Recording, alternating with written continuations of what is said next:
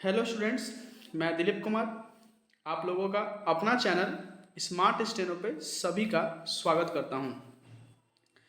हम लोग जेएसएससी सचिवालय अशुलिपि का श्रुति लेखन को ले रहे हैं।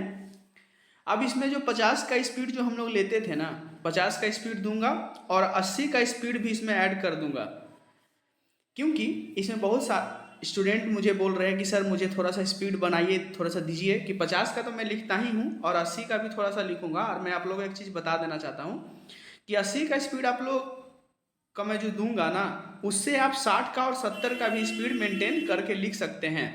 ठीक है, यूट्यूब में कम बेसी का एक फंक्शन आता है, वहाँ से आप कम कर सकते हैं स्पीड को। मैं 80 जो दूंगा, ठीक है, तो उसका भी प्रैक्टिस बनाएंगे तो आप लोग के लिए अच्छा ही रहेगा। तो अभी मैं 50 का स्पीड आप लोग को देने जा रहा हूँ। आज प्रतिलेखन संख्या 29 को दूंगा। तो जाइए चैनल को सब्सक्राइब कीजिए, लाइक कीजिए, अब बेल आइकन को ऑन करना ना भूलिएगा। अब वीडियो को जितना आप लोगों से मैं रिक्वेस्ट है कि वीडियो को बहुत ज़्यादा शेयर कीजिए, क्या कि देखिए आप लोग भी कुछ समर्थन आपको भी करना होगा, तब मैं आप लोग को अच्छा कंटेंट बना के दूंगा। तो ये चीज़ को भी ध्यान में रखिएगा। तो चलिए आज का स्टार्ट करते हैं वीडियो। पहला ये 500 वर्ड रहेगा टोटल, और इसका स्पीड जो रहेगा वो 50 का रहेगा। तो डिक्टेशन श्रुति लेखन स्टार्ट होगा 5 सेकंड के बाद।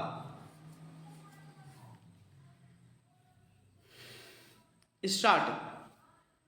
महोदय, मैं दिल्ली के संबंध में भी कुछ कहना चाहता हूँ। अब दिल्ली चूंकि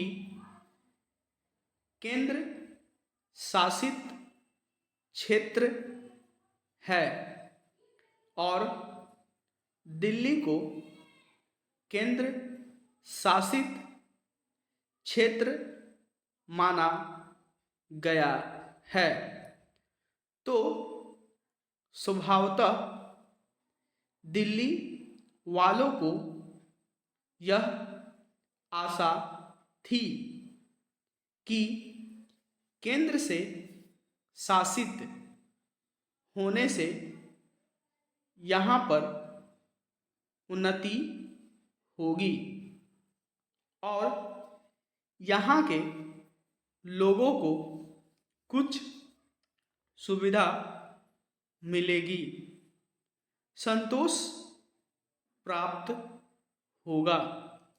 किंतु मैं यह देख रहा हूँ और लोगों में भी यह भावना बढ़ती जा रही है कि जब से यह केंद्र शासित क्षेत्र हुआ है, तब से शासन में निरंकुशता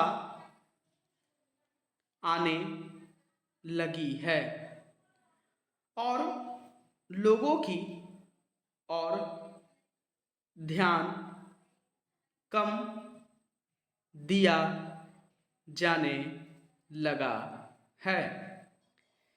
इसलिए मैं यह कहना चाहता हूँ कि दिल्ली प्रशासन के पुनर्गठन के ऊपर पुनः जोर दिया जाना चाहिए और हो सके तो उसके लिए एक समिति बैठा दी जाए और उसके लिए सोचा जाए कि दिल्ली का प्रशासन किस तरह का होना चाहिए। मैं चाहता हूँ दिल्ली के प्रशासन के संबंध में आप विचार करें। भ्रष्टाचार के संबंध में यहाँ बहुत कुछ कहा गया है। मैं पुनः उसको दोहराना नहीं चाहता, क्योंकि इतना अवश्य कहना चाहता हूँ कि आज देश में जनता का जो नैतिक स्तर है वह दिन प्रतिदिन गिरता जा रहा है। सरकार को यह सोचना चाहिए कि उनका वह नैतिक स्तर किस प्रकार उठाया जाए और किस तरह से लोगों की भावनाएं बदली जाए, किस तरह से लोगों में अनुशासन रह सके, इसके लिए सोचना अत्यंत आवश्यक है। अब जब भ्रष्टाचार की बात कहते हैं तब यह तो सभी मानते हैं कि भ्रष्टाचार है और इसमें कोई दो राय नहीं है कि भ्रष्टाचार मौजूद है। छोटे से अधिकारी से लेकर बड़े अधिकारी तक यह फैला हुआ है। भ्रष्टाचार केवल प्रशासन में है ऐसी बात नहीं है, वरन यह लोगों में भी फैला हुआ है।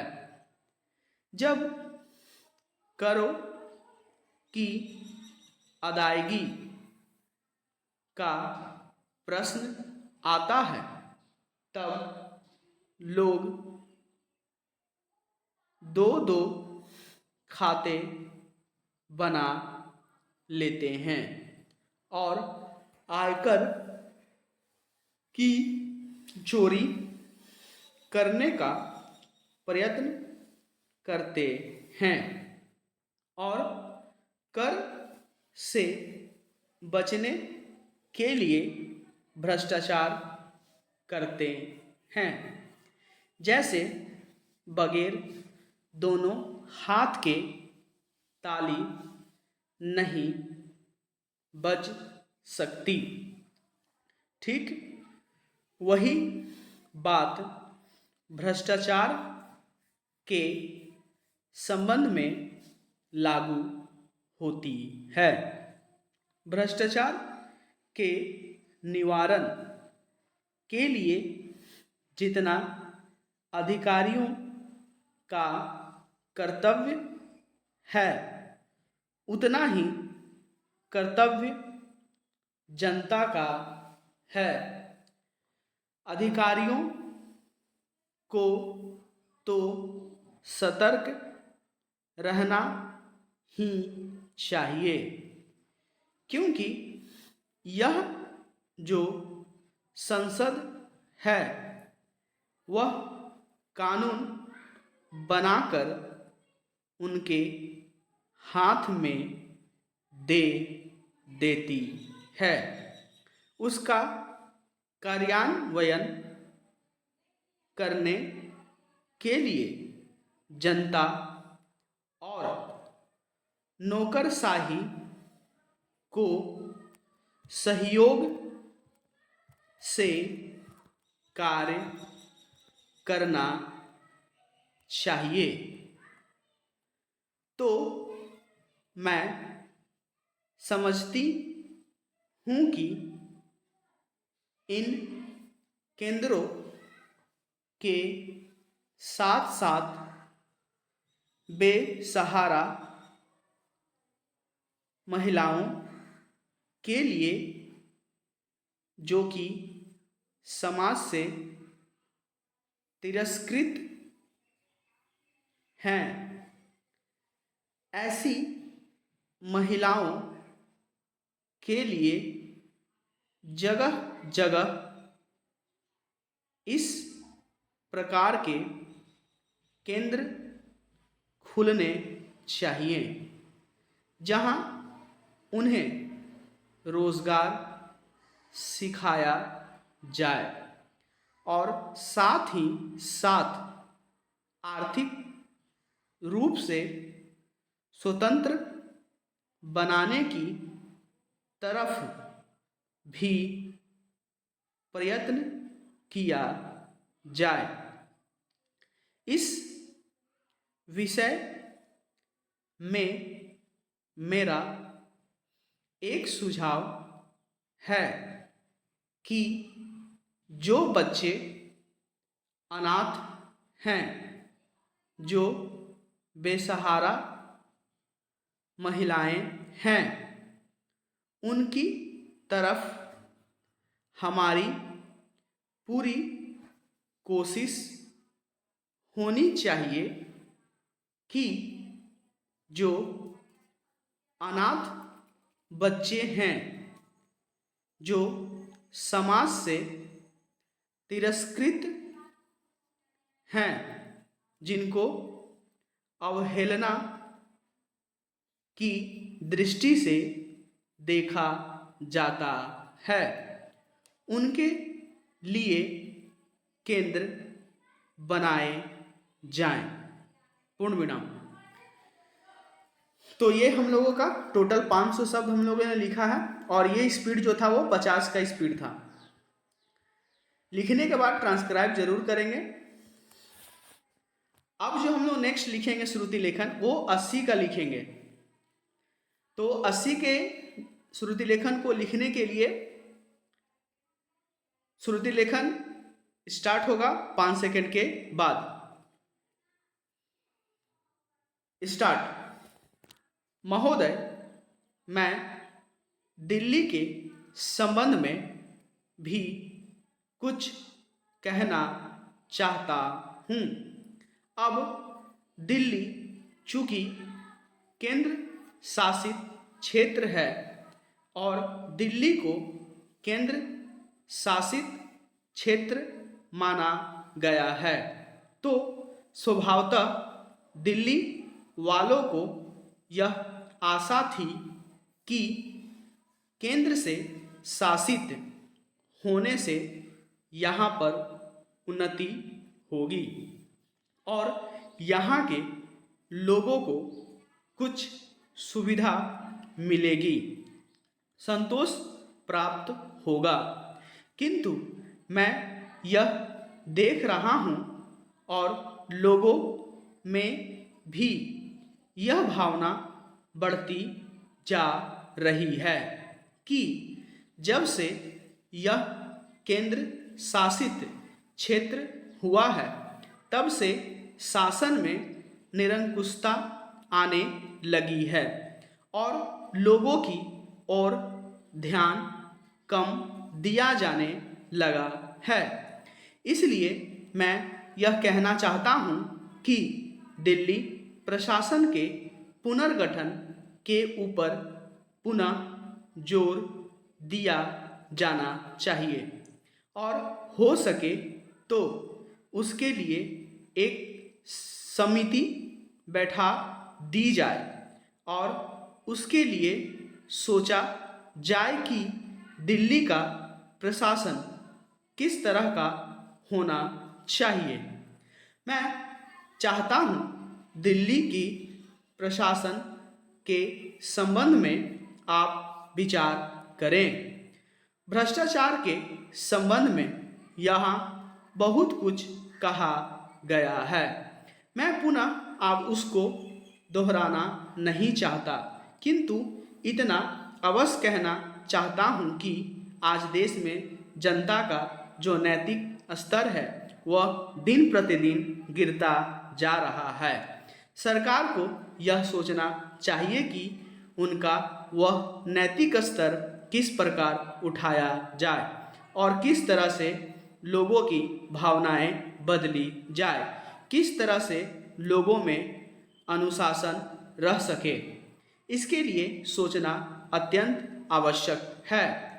हम जब भ्रष्टाचार की बात कहते हैं तब यह तो सभी मानते हैं कि भ्रष्टाचार है और इसमें कोई दो राय नहीं है कि भ्रष्टाचार मौजूद है। छोटे से अधिकारी से लेकर बड़े अधिकारी तक यह फैला हुआ है। भ्रष्टाचार केवल प्रशासन में है ऐसी बात नहीं है, वरन यह लोगों में भी फैला हुआ है। जब करों की अदायगी का प्रश्न आता है तब लोग दो दो खाते बना लेते हैं और आयकर की चोरी करने का प्रयत्न करते हैं और कर से बचने के लिए भ्रष्टाचार करते हैं। जैसे बगैर दोनों हाथ के ताली नहीं बच सकती, ठीक वही बात भ्रष्टाचार के संबंध में लागू होती है। भ्रष्टाचार के निवारण के लिए जितना अधिकारियों का कर्तव्य है उतना ही कर्तव्य जनता का है। अधिकारियों को तो सतर्क रहना ही चाहिए, क्योंकि यह जो संसद है वह कानून बनाकर उनके हाथ में दे देती है। उनका कार्यान्वयन करने के लिए जनता और नौकरशाही को सहयोग से कार्य करना चाहिए।